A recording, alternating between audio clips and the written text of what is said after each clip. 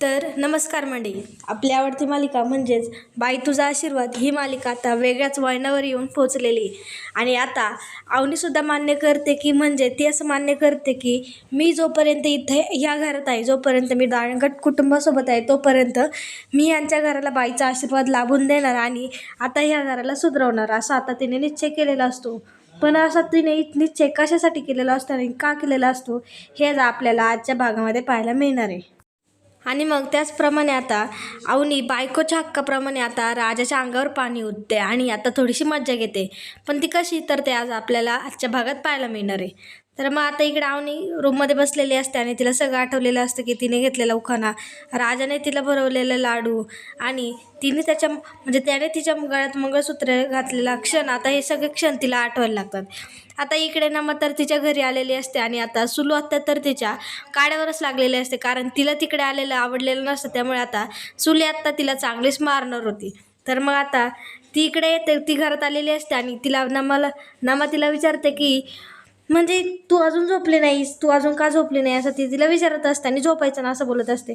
तर मग सुलू आत्ता तिच्या काठी घेऊन मागं लागते आणि बोलते की तुला मी काय सांगितलं होतं, तुला मी तिकडे यायला नव्हतं सांगितलं म्हणून, आणि तुझ्या आईला तो काळी शाप बिपर सगळं तू तुझ्या आईला वाईट बोलतो आणि तू आता त्याच्याच घरी गेली होती कार्यक्रमाला.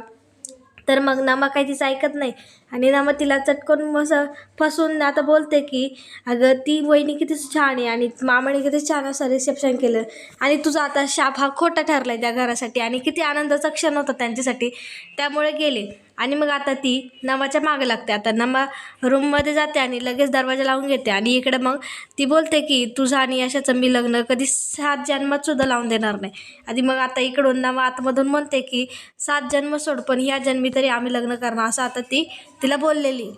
त्यानंतर मग आता राजा इकडे एकटाच बसलेला असतो आणि मग आता तिथे अण्णा येतात आणि अण्णा त्याला विचारतात की काय रे, काय इकडे बसलाय आणि तुझं खूप खूप आभार, तुझं खूप खूप धन्यवाद. आणि ते त्याला मग अशी मिठी वगैरे मारत असतात, त्याचे असे लाडाने त्याचे गाल वगैरे पकडत असतात आणि ते एकदम खुश असतात.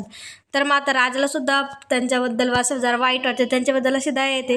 त्याच्यामुळे तो सुद्धा असं काही त्यांना बोलत नाही, त्यांना बोलतो की ही तुमची कोणती थँक्यू म्हणायची पद्धत आहे, असं का करताय तुम्ही म्हणून, आणि त्यांना समजावतो. आणि मग आता अण्णा त्याला बोलतात की माझ्या सुनेला तू रिस्पेक्ट द्यायचा, माझ्या सुनेला कधीच त्रास द्यायचा नाही म्हणून, असं आता अण्णांनी त्याला सांगितलं आहे. आणि अण्णा बोलतील की ती नक्कीच राहणार नाही या घरात, आपल्या घराला नक्कीच आशीर्वाद मिळेल ना.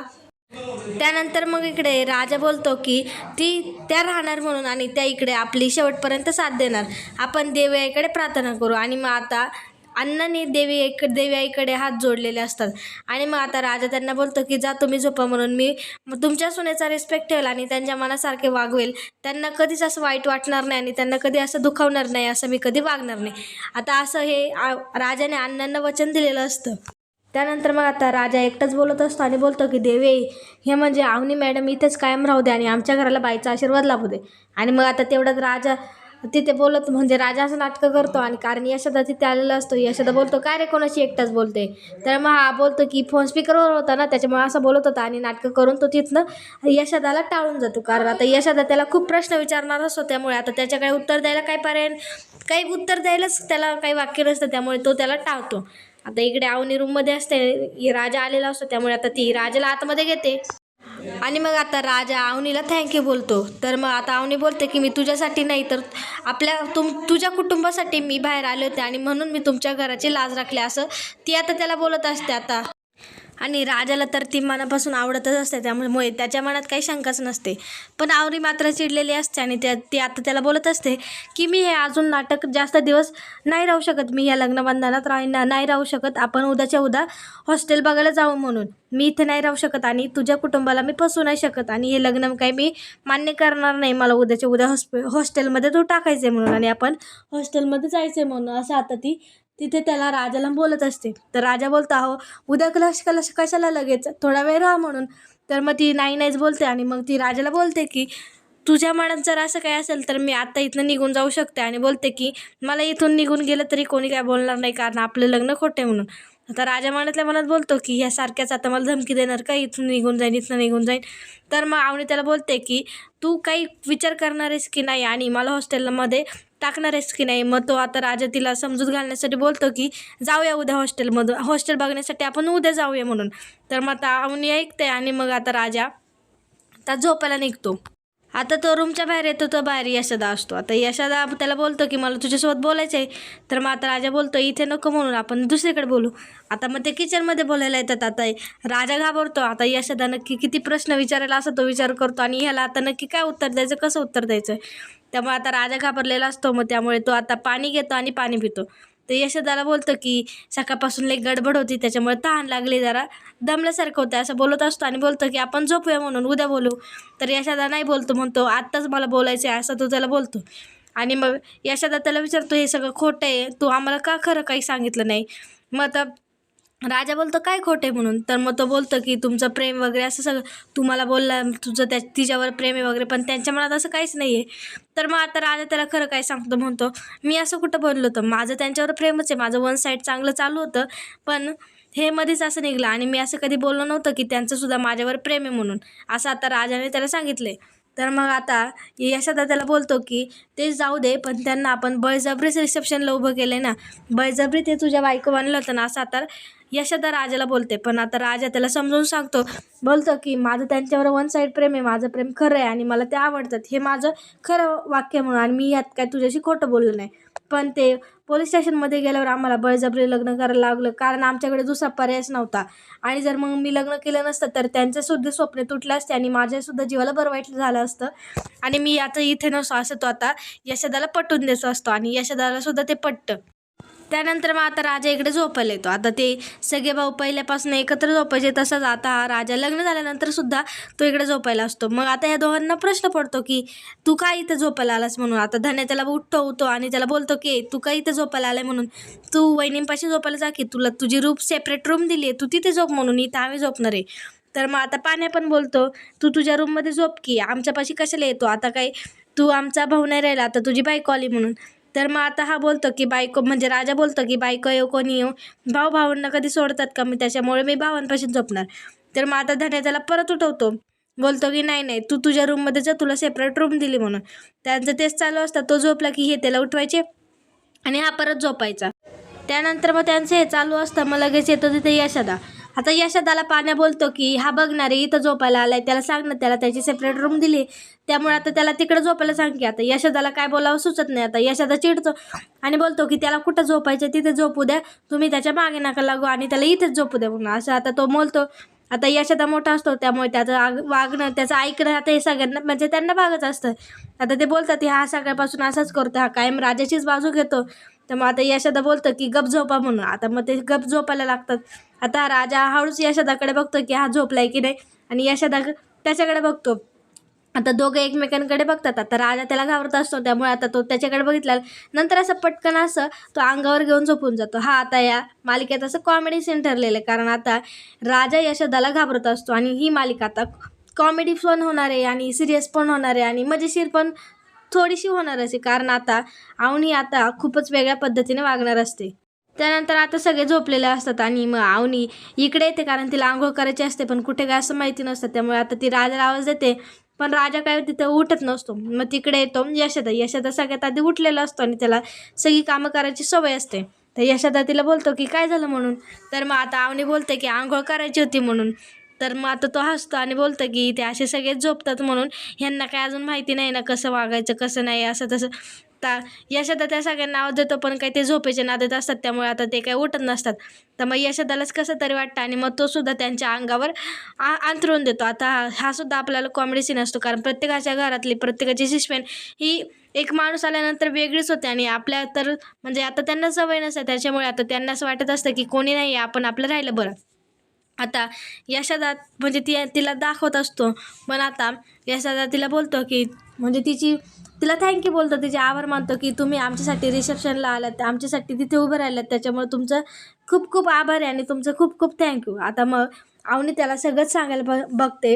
अवनी त्याला सगळं सांगते, बोलते की मी एवढं सगळं तुमच्यासाठी केलं, हे मी काहीच केलं नाही असं ती आता त्याला बोलते. आणि बोलते की अण्णांनी माझ्यासाठी एवढं केलं, माझे वडील इथे तुम्हाला मारायला आले होते तरीसुद्धा म्हणजे त्यांनी इतकं समजून घेतलं, माझ्या वडिलांसोबत ते बोलले. राजाने माझ्यासाठी एवढा मोठा डिसिजन घेतला, तो स्वतःच्या जीवाची पर्वा न करता माझ्यासाठी लढला आणि त्याने मागे पुढे काही न करता माझ्याशी लग्न केलं. म्हणून या सगळ्याचा मी म्हणजे तिला कुठे ना कुठेतरी त्यांचे उपकार फेडायचे असतात असं तिचं आता म्हणणे असतं. त्यामुळे ती बोलते की या सगळ्यासाठी मी केलं म्हणून आणि तुमचा मान मी राखला म्हणून, असं आता ती अवनी त्याला बोललेली. आणि मग आता अवनी राजाबद्दल पण खूप असं छान छान बोलते. त्यामुळे आता यशोदाचा जो काही राजावर राग असतो तो आता राग गेलेला आहे. आणि आता यशोदाला सुद्धा आता म्हणजे तिच्याबद्दल असं प्रेम, म्हणजे आता त्याला जास्त गिल्ट नाही वाटत की ह्यांनी बाबा तिच्यावर बळजबरी केली, असं त्याचा यशोदाला आता गिल्ट वाटत नसतं. त्यामुळे आता मग तो सुद्धा खुश असतो. आणि मग तो बोलतो की तुम्ही चहा पिणार का? तर मग ती बोलते की आंघोळनंतर पेल म्हणून. तर मग यशोदा बोलतो की तुम्ही या म्हणून मी तोपर्यंत गवती चहा करतो. आता हिला सुद्धा गवती चहा आवडतो आणि यशोदाला सुद्धा गवती चहा आवडतो. त्याच्यामुळे आता त्यांचं बॉन्डिंग असं छान जुळणारं असतं आणि आता पुढे सुद्धा जुळेल. पण आता ते बघायला, आता हे ह्यांचं बॉन्डिंग कसं जुळतं आता हे बघायला सुद्धा आपल्याला मजा येणार आहे. आता मग इकडे अवनी आंघोळ करायला येते, पण तिला आता कोणीतरी असं ओकऱ्या काढते याचा आवाज येतो आणि ती घाबरते आणि ती आता पळत यशोदाकडे जाते. आधी यशोदाला बोलते की यशोदा तुम्ही तिकडे चला ना, तिकडे कसला तरी वेगळाच आवाज येतोय. आता यशोदा घाबरतो, आता कसला आवाज येतोय, आणि मग आता तो तिच्यासोबत यायला निघतो. आणि मग इकडे यशोदाला माहिती असतं की हे तर आपले अण्णा आहे. मग तो हसतो आणि बोलतो की अहो हे तर आपले अण्णा आहेत. आणि बोलते अण्णा. तर मग आता यशोदा अण्णाला आवाज देतो आणि अण्णाला बोलतो की अहो अण्णा, तुम्ही इथं ते सगळं पित्त काढताय ना, ते समोरच्या बाजूला काढा म्हणून. तर मग अण्णा बोलतात की का म्हणून. तर मग आता कशाला घाबरतोस. तर मग तो बोलतो की जरा घाबरल्यासारखं होते. मग आता तो अण्णा बोलतात की तू कशाला घाबरतो म्हणून, हे तर माझं रोजचं आहे. तर मग यशोदा बोलतो की अहो मी नाही, तुमची सूनबाई घाबरते म्हणून. आता तो यशोदा सुद्धा सून बोलतो. त्याच्यामुळे आता अण्णाला सुद्धा काहीतरी वाटतं. आता अण्णा पण मग ते सगळं त्यांचं सामान घेऊन आता ते पुढच्या दाराला जातात. आता मग अवनी आंघोळ करायला जाते. ही मालिका आपण जशी पाहू तशी आपल्याला ही मालिका कॉमेडीसुद्धा वाटणार आहे, जराशी इमोशनलसुद्धा वाटणार आहे. पण ही मालिका बघताना आपल्याला आपल्या घरातल्या म्हणजे ज्या काही आपल्या घरातल्या घटनांसारखीच आता ही मालिका आपल्याला दिसणार आहे. कारण ही मालिका आपल्याला मालिका म्हणून नाही तर आपल्या घरातली गोष्ट, एक प्रत्येक घरातली गोष्ट ही अशीच असते. त्यामुळे आता ही आपल्याला मालिका बघायला खूप असं छान वाटणार आहे. आणि इकडे राजा वगैरे झोपलेला असतो आणि त्याला आता असं स्वप्न पडत असतं. आणि मग आता इकडे राजा झोपलेला असतो आणि मग आता अवनी बॅग घेऊन येते आणि अवनी आता राजाला उठवत असते आणि राजा उठतो आणि राजा घाबरतो की आता ही अवनी वगैरे बॅग घेऊन कुठे चालली म्हणून. आता तर तिने राजाला उठवलेलं असतं आणि राजाला बोलते की मी हे घर सोडून चालले म्हणून. आणि मग राजा बोलतो की अहो एवढ्या लवकर कुठं, तुम्ही का घर सोडून चाललाय. तर मग आता ही बोलते की नाही मला आत्ताच हे घर सोडलं पाहिजे, मी म्हणजे मी ह्या खोट्या लग्नबंधनात राहू शकत नाही आणि मला काही इतर राहायचं नाही, माझं काही तुझ्यावर प्रेम नाही आणि आपलं लग्न खोटे. तर मग ती काय करते, तिच्या गळ्यातलं मंगळसूत्र काढते आणि आता तिने ते मंगळसूत्र राजाच्या हाती दिलेले. आणि मग आता ती मंगळसूत्र देऊन घरातून निघून गेली. आता हे असतं स्वप्न. त्यामुळे आता राजा डचकन उठतो आणि मग आता तो रूममध्ये जातो आणि अवनीला शोधायला लागतो. आता रूममध्ये जातो तर रूममध्ये अवनी नसते, कारण तिथं आंघोळीला गेले असते. पण ह्याला काही माहिती नसतं की नक्की अवनी कुठे गेली म्हणून. तो घाबरतो आणि मग आता तो विचार करतो की अवनी मॅडम खरंच घर सोडून गेले का. आता जर त्या घर सोडून गेल्या तर खूप असं वादळ येईन घरात, अंगठाच्या घराला वादळ येईल आणि आत्याचा शाप खरा ठरेल म्हणून. आता या सगळ्याचं त्याला टेन्शन येतं. मग तो बाहेर येतो, सगळीकडे बघतो, पण आता अवनी त्याला कुठेच दिसत नाही. मग तो खूप घाबरतो. मग आता तो धन्याने पाण्याला पण उठवायला जातो आणि बोलतो की अवनी मॅडम कुठेच दिसत नाही, ते गेले वाटतं घर सोडून. आता मग हे असं बोलतात की ह्यांना सुद्धा धक्का बसतो आणि ह्यांना असं वाटतं की हा लवकर उठवण्यासाठी असं बोलत असेल. पण मग आता तो बोलतो की नाही अरे त्या खरंच गेले, ते मला कुठेच दिसत नाही, सापडत नाही, त्यांना आपल्याला शोधायला हवं. आता मग हे सुद्धा दोघं दचकून उठतात आणि अवनीला आता सगळे ते घरभर शोधायला लागतात. पण आता अवनी मात्र तिथे त्या घरातच असते आणि ते आंघोळीला गेले असते. आणि आपण कालच्या भागात पाहिलंच आहे की नक्की काय घडलेलं असतं. आणि आता आपल्याला पुढील भागात असं पाहायला मिळणार आहे की आता पुढील भाग आता खूपच मजेशीर होणार आहे. कारण आता अवनी बोललेली असते काल रात्री की मला हॉस्टेलला जायचे. आता मग ती तेच बोलत असते, मला हॉस्टेलला जायचं आहे, मला हॉस्टेल पाहायचं आहे, मला हॉस्टेल पाहण्यासाठी घेऊन चल. आता मग हे दोघं इकडे हॉस्टेल पाहण्यासाठी आलेले असतात. आता अवनीकडे तर काय डॉक्युमेंट नसतात, कारण ती पळून आलेली असते. आता मग तिथल्या जे कोणी मेन असतात ते तिला विचारतात की तुमचं आधार कार्ड वगैरे कुठे म्हणून, ते का नाही आहे आणि ते असल्याशिवाय आम्ही काही तुम्हाला पुढची प्रोसेस करून देणार नाही आणि पुढची प्रोसेस काही आधार कार्डशिवाय होणार नाही. आणि मग ते आता आधार कार्ड आणायला सांगतात. पण अवनीकडे मात्र आधार कार्ड नसतं.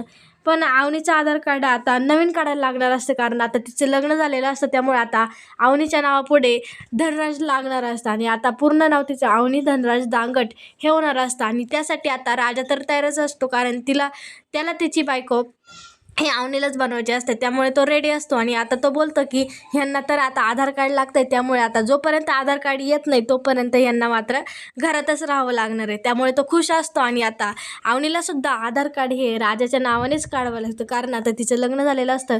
तिच्याकडे कोणता पर्याय नसतो आता दांगट कुटुंबाकडे राहण्याचा. आता परत ती मग आता घरी आलेली असते आणि तो मग आता परत काहीतरी होतं आणि आता अवनीसुद्धा एक विचार करते की जोपर्यंत आपण या घरात आहे, जोपर्यंत आपण इथे राहणार आहे, तोपर्यंत आपण या घराला बाईचा आशीर्वाद लाभून देऊ आणि या घराचं जे काही म्हणजे जो काही पसारा झालेला असतो तो सगळा आता आवरण्याचं हाती काम ही अवनी घेत असते.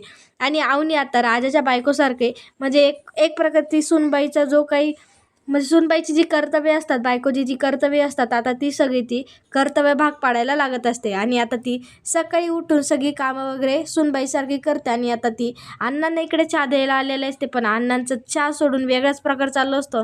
आणि मग तीसुद्धा आता ती सगळा प्रकार म्हणजे तिला कोणाचे काही सवयी हे आता तिला सगळ्या जाणवायला लागतात. आणि मग आता ती अण्णांना चहा देत असते, तेवढ्यात तिला भांड्याचा म्हणजे किचनमधून आवाज येतो की आता काहीतरी किचनमध्ये झाले. त्यामुळे आता ती पळत धावत आता किचनमध्ये येते. किचनमध्ये पाहतात काय, ह्या तिघांनी गोळ केलेला असतो. आता ह्यांनी तिथे चायनीज केलेलं असतं, पण आता कुकर उडालेलं असतं, त्यांना काही येत नसतं. आणि मग आता धन्या बोलतं की यशोदाने तुमच्यासाठी चायनीजच्या शेवया केल्या म्हणून टेस्ट बघा. तर मग आता तिथे सगळा धूर वगैरे झालेलं असतं, ते जळलेलं असतं भांडं.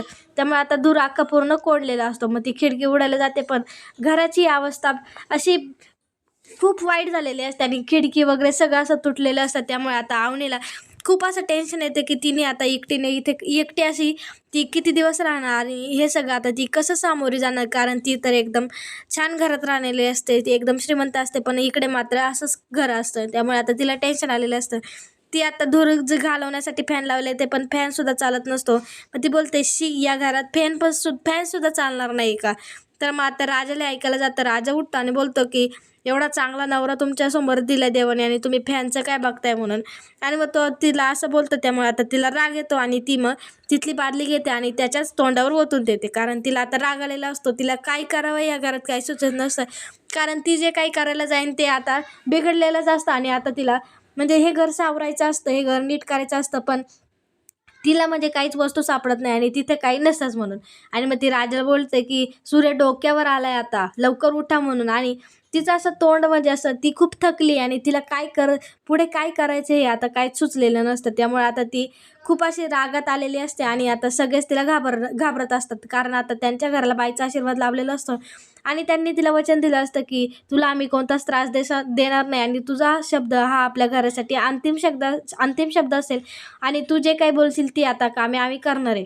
तर मग आता ती झाडून गेलं जाते. आता तो बुतुरासुद्धा आता तुटलेला असतो. त्यामुळे आता ती तो बुतुरा घेते आणि तो बुतुरा आता वळायला लागते आणि आता तो बुतुरा नीट बांधून घेते. आणि आता ती सगळं काम एका कुटुंबाच्या सुनेसारखं बायकोसारखं आता ती ह्या घरात म्हणजे ह्या घराचा कारभार तिने आता सुनेसारखा आणि बायकोसारखा हाती घेतलेला असतो. आणि आता अवनीसुद्धा हे घर कशा पद्धतीने सांभाळते आणि पुढे नक्की अजून काय काय मजेशीर गोष्टी घडतात, काय काय धमाके होतात आणि काय काय नक्की या मालिकेत ट्विस्ट येणार आहे आणि अवनी कशा प्रकारे नक्की या दांगटाच्या कुटुंबात सामील होणार आहे आणि ती आता या घराला कसं एखाद्या घरासारखं घर पण देते आणि बाईचा आशीर्वाद या घराला कसा लाभवते हे आता आपल्याला या मालिकेच्या पुढच्या भागात पाहायला मिळणार आहे. त्यामुळे ह्या घराला बाईचा आशीर्वाद कसा लाभतोय आणि प्रत्येक बाईने आपल्या घराला कसा आशीर्वाद दिला पाहिजे, ही मालिका कसा दिला पाहिजे हे पाहण्यासाठी ही मालिका पाहत राहा.